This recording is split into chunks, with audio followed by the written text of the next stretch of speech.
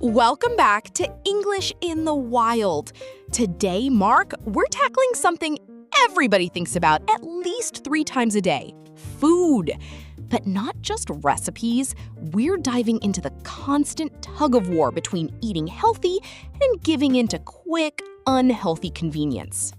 Oh, Sarah, you're speaking my language.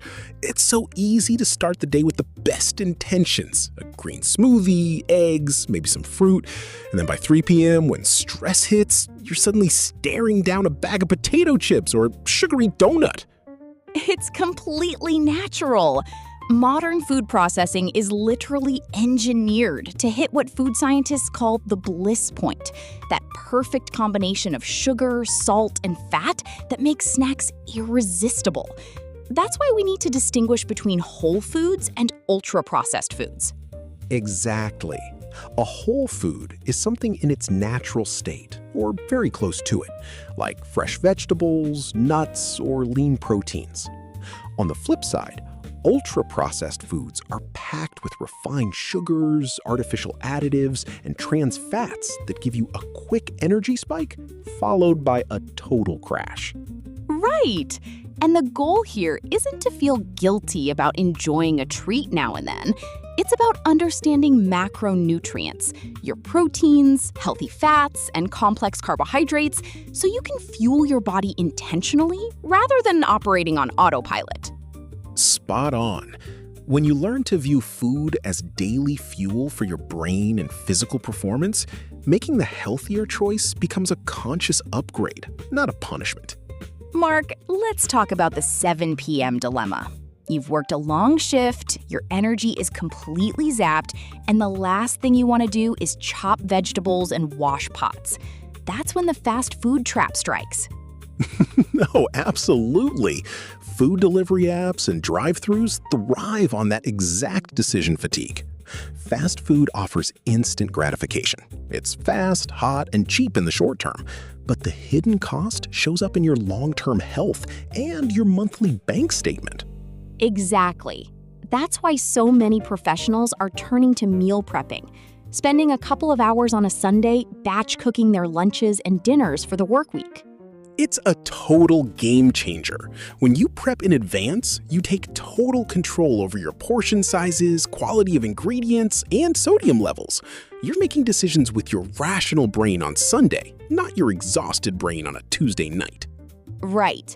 But a common complaint is that meal prep gets boring. Eating chicken, rice, and broccoli 5 days in a row sound like a prison sentence to most people. It doesn't have to be. The secret to sustainable weekly cooking is component prepping, not rigid meals. Roast 2 different proteins, cook a large batch of complex carbs like quinoa or brown rice, and prep a few fresh sauces. That way, you can mix and match during the week so dinner always feels fresh. Brilliant! It bridges the gap between convenience and nutrition. You get fast food speed with whole food quality. Mark, we've talked about what to eat and how to prep it, but there's a huge mental component we haven't touched on yet.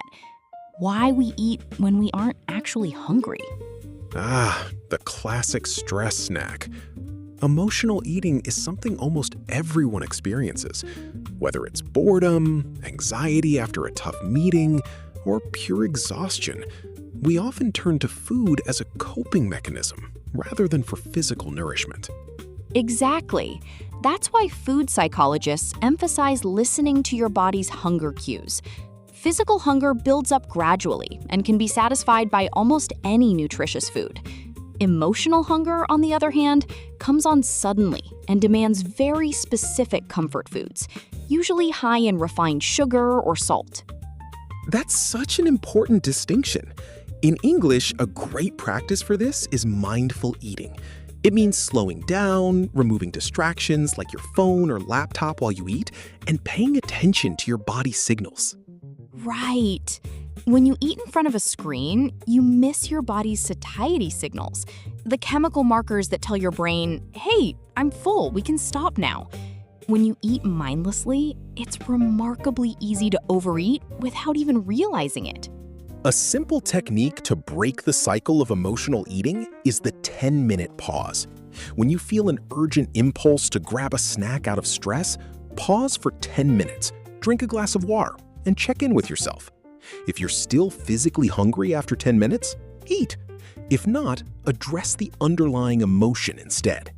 I love that. It shifts the dynamic from restriction to self-awareness. You're putting yourself back in the driver's seat. Mark, walking down a grocery store aisle can feel like walking through a minefield of clever marketing. A package might shout, "low fat" or "zero added sugar" in huge letters on the front, but when you turn it over, the real story is in the fine print. Exactly, Sarah. Food manufacturers are masters of optical illusions. When a company takes fat out of a product to call it low fat, they usually load it up with artificial flavorings, sodium, and hidden sugars to make sure it still tastes good. That's why your first rule of thumb should be to ignore the front of the box and inspect the nutrition facts panel. Right. Step 1 on the panel is always checking the serving size and servings per container. A small bottle of iced tea might list 10 grams of sugar, but if the bottle actually contains 3 servings, you're looking at 30 grams if you drink the whole thing. That's a classic trap. And speaking of sugar, it is the ultimate master of disguise.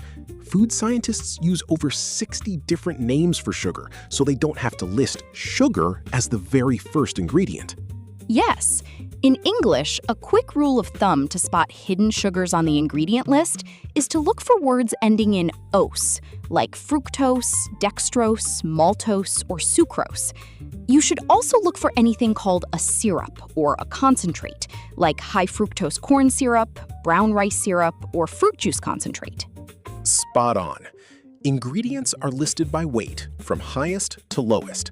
If multiple forms of sugar are scattered throughout the top half of that list, that healthy granola bar is basically a candy bar in disguise. Mark, if you scroll through social media for 5 minutes, you'll see 10 different people telling you 10 different ways to eat. One influencer is eating raw steak on the ketogenic diet, while another is swearing by a 16-hour intermittent fasting window. It's enough to make your head spin.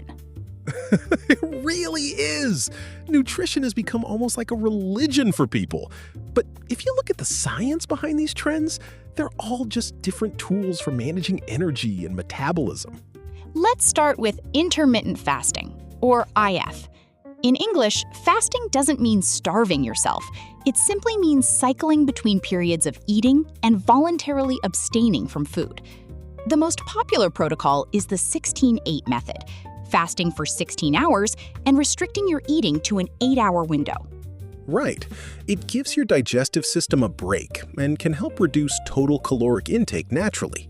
Then you have the keto diet, which is a high-fat, ultra-low carbohydrate approach designed to shift your body into a metabolic state called ketosis, where your body burns stored fat for primary fuel instead of glucose. Exactly.